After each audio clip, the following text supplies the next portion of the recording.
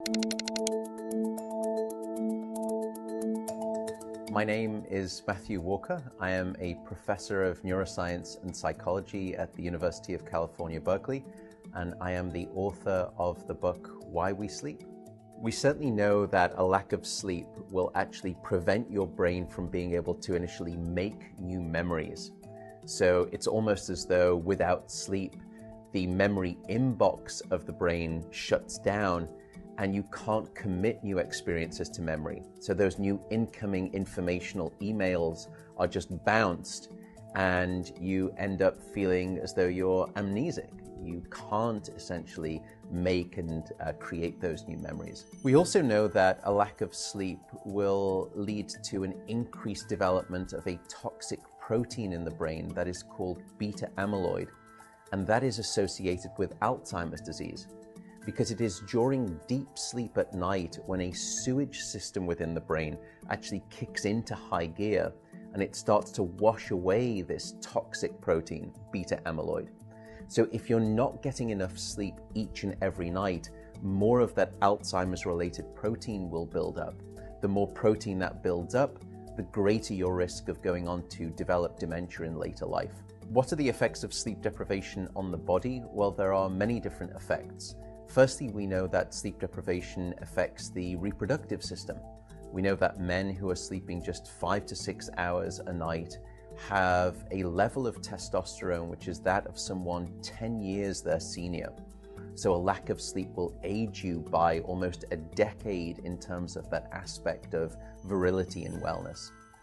We also know that a lack of sleep impacts your immune system. So after just one night of 4 to 5 hours of sleep, there is a 70% reduction in critical anti-cancer fighting immune cells called natural killer cells. And that's the reason that we know that short sleep duration predicts your risk for developing numerous forms of cancer. And that list currently includes cancer of the bowel, cancer of the prostate, as well as cancer of the breast. In fact, the link between a lack of sleep and cancer is now so strong that recently the World Health Organization decided to classify any form of nighttime shift work as a probable carcinogen.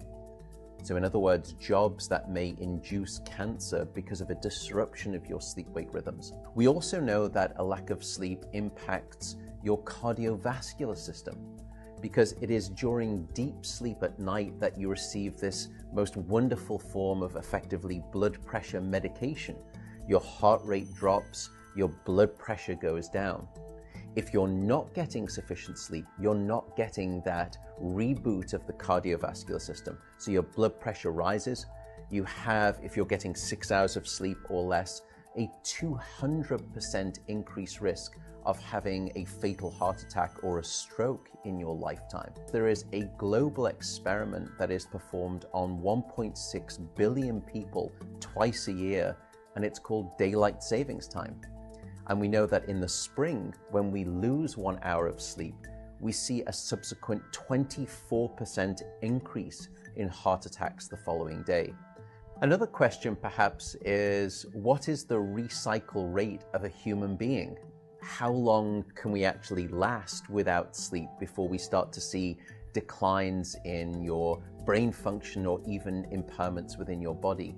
And the answer seems to be about 16 hours of wakefulness. Once you get past 16 hours of being awake, that's when we start to see mental deterioration and physiological deterioration in the body. We know that after you've been awake for 19 or 20 hours, your mental capacity is so impaired that you would be as deficient as someone who is legally drunk behind the wheel of a car. So if you were to ask me what is the recycle rate of a human being, it does seem to be about 16 hours, and we need about 8 hours of sleep to repair the damage of wakefulness. Wakefulness essentially is low-level brain damage.